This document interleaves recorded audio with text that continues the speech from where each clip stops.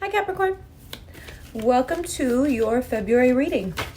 Happy Aquarius season. Oh, very quickly here. First few cards out. Queen of Swords, Six of Wands, and the Queen of Wands. All right. Power. The ability to get a lot done. Lots of tabs open in the brain. Lots of power to push through projects. But that Queen of Swords, that's Aquarius. And all of the activity going on in that worked for money house. So you have Saturn, you have Jupiter, you have Mercury, you have the Sun, and you have Venus. All there. So that makes for a very busy person. Lots of success to be had, but not a lot of time to give to anyone. You are in full work mode. To the point where you're so compelled by what's on that table and by what you can add to this table that the people around you may feel very neglected. And to a certain extent, you may feel as if some of these cups need to be spilled because you just don't have the time to tend to them. So if you've been in a relationship that was not necessarily something you were going to hang on to long term, maybe not, now you get to February, mid-February, and you're like, actually, you know what? I don't have the headspace for this. And that's going to leave a lot of people feeling very sad. This is also you, but it's good that you're honest. Get it out of the way. This is also you having to really come to terms with what relationships in your life are giving you this feeling, where you give and you give and you give, and what you get back, it may not be necessarily a lack of reciprocity. You may get back something, but it's the quality of what you get back that now you're being discerning about and saying, you know what? This just isn't enough. It's not an equal exchange. This is not what I want.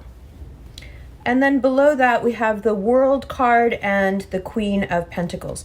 In your own life, you're renegotiating things when it comes to money. You're starting new things, and they all bring you quite a lot of money.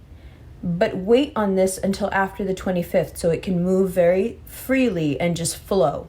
Before then, it's difficult.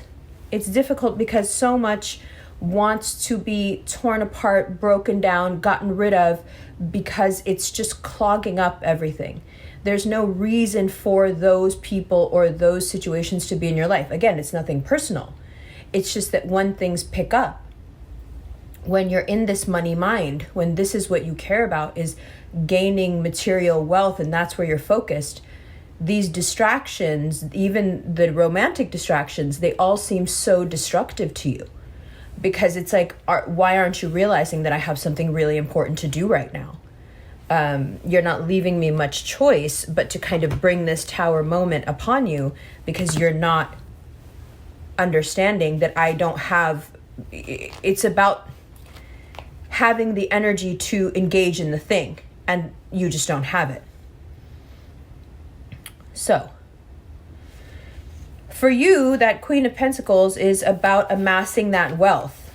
It's not really anymore about how it makes you feel. It's not about if it agrees with your ideals. We've done all that. We've been there. We've been through all that already. You've made the decisions that you were going to make. You've had your crisis of conscience when it comes to money. And now we're at the other end of it where, you know, when you come out the other side of it, you're like, all right, well, now it's just time to make money. That's what it is. Okay, so what else do I have written down here? Around the new moon, around February 11th, which is just in a few days here, you get this indication from the people around you that they're hurting. They want your attention. Between you and me, it's really annoying. I don't understand why people like to mess with a Capricorn's flow once they get into it. It's just so rude. But people want attention. They're being needy. And you've got to decide what you want to do about that. Again, you can cut them off and you can tell them, listen, I have these priorities and you're not one of them.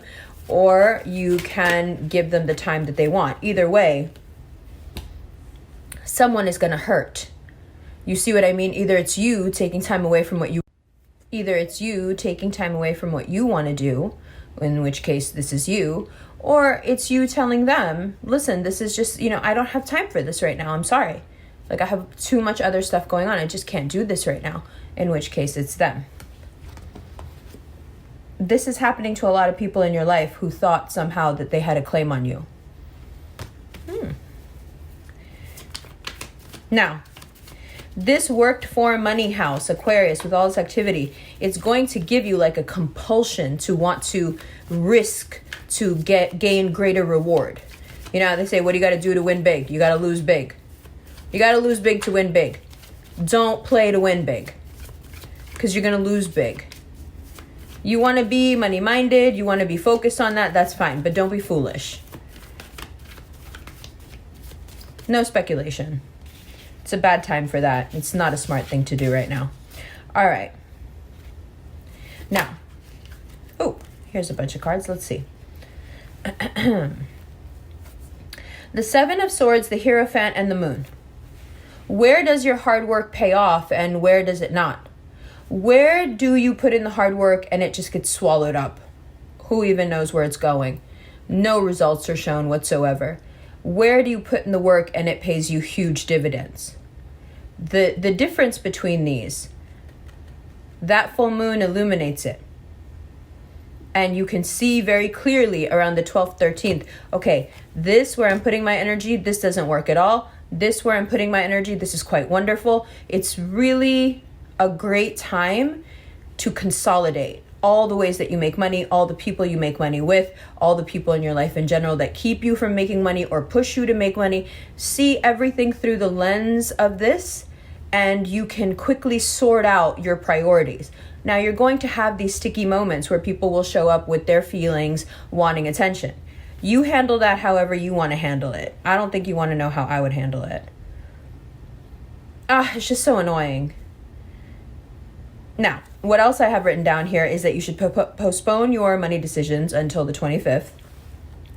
And you have this moment at the end of February where finally it feels like you're getting the credit you deserve. You've been grinding and grinding and grinding.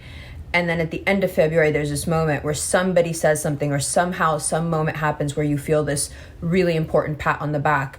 And you're like, okay, I've been striving and I've been working so hard. I really didn't even know how much I needed this moment, but thank you for giving it to me. And it's really reaffirming, and it boosts you. It gives you the energy you need to then take it to even the next level. Good. Around the 18th, you may feel like you want to talk to somebody, either a friend, a professional, whoever it is, about this compulsion to keep going when it's about money and the anxiety that you create within yourself when you can't complete all the different ways in which you would like to make progress. You want to catch this. It's healthy to a point. You want to catch this before it becomes a compulsion. If you feel like it's becoming a compulsion, speak to somebody. And then the last thing I have written down here is to adopt a new mindset. Whatever needs to be renegotiated, this is the time to do it. If you have deals in your life that you feel need to be renegotiated, they're not quite fair, do it now, but do it with this new mindset. Talk to someone about this compulsion of, I'm just really into making money and I don't really care about how people feel right now. I don't really care about anything else. You may get back from your friends and family like, okay, well, you haven't done that in a while, so that's great, do that. You may get, okay, yeah, you're doing it too much. Whatever it is, you take that knowledge and you go back to the negotiating table with this new attitude and this new mindset. But the fact remains that what you want is more than what you've been given. And there's actually nothing wrong with that.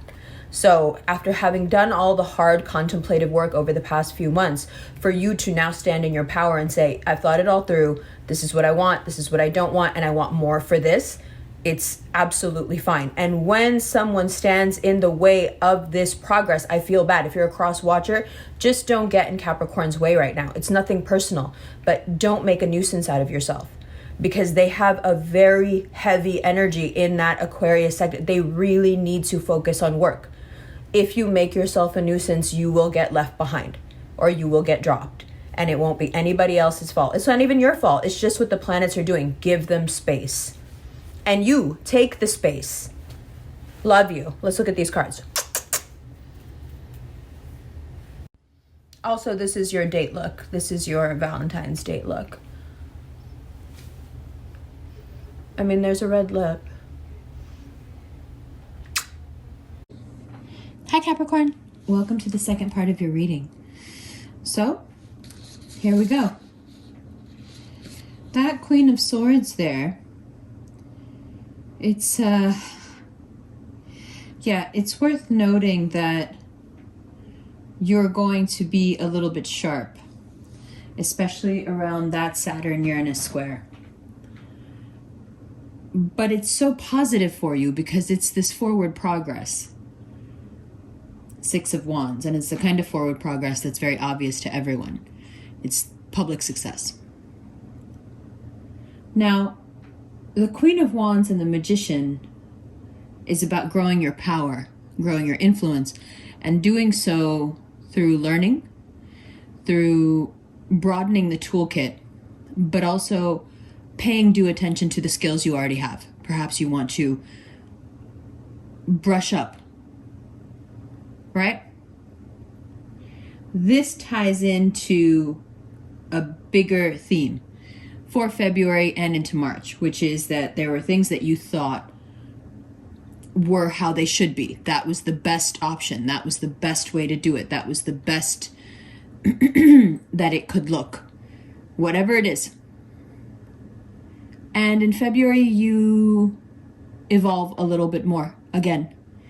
And now it's not so clear anymore. Now there's new best options. So letting go of what you think of how it should be, for some of you, because you're so hard-headed, could be a very traumatic process. Now, Five of Cups is also you being so distracted by what's going on in your professional life, or just in terms of what you want, you caring about you, that it can lead to some irrevocable moments, like breaking up. You just can't handle how much you have to take care of all at once. So it's just easier to eliminate the distractions. Now, one of the reasons that this happens is because you realize that you and this person, you're not on the same page when it comes to your values. For some of you, this is realizing during the retrograde that someone you've been holding a torch for quite a long time never shared your values and was never worth that pain. That's okay. Now, you are overly concerned with the amassing of material wealth, which can lead you into some trouble and can actually lead you to make some risky investments and take some risky bets and lose a lot. So getting blindly stuck in the material acquisition game is not beneficial for you at all. Of course, you can be focused on it, but to do so at the detriment of everything else is not advised. Around the 11th of February, people let you know how you're making them feel. You're making them feel isolated and alone because you're paying zero attention to anything outside of your work. Now, can you be blamed for that? No. But if you would like to maintain these connections with the people around you, you should listen to them. Again, we don't want to lose big trying to win big. And if you try to win too big, you're going to lose everything. So just don't make that mistake. Don't get so wrapped up in some imaginary goal that you've set for yourself. Like you want to have this much money or you want to, it's just not worth losing what you already have out of greed. So don't do it. But at the same time, there is quite a lot of action in your worked for money house. And there is a lot of wealth attracted to you. So if you are preoccupied with it, it does make sense because this abundance is flowing to you in every way. Those of you who are still young and aren't working, maybe you live at home with your parents, you'll see this in different ways. You'll see this abundance come in as more friendships, more opportunities, more things going on school-wise. So Every Capricorn, regardless of what stage they're at in life, feels this abundance. It's just like being suddenly magnetized to all the things that in your present situation would be beneficial for you. Now, around the 7th, around here with the 7 of Swords, you start to wonder if all your hard work pays off, or is it just taken for granted? It's wise to postpone money decisions until after the 25th for this same reason, because then you'll be able to see very clearly. By the end of February is when that magic moment happens, where someone in a position of great power realizes how incredible you are, and therefore you are even more magnetized to this wealth.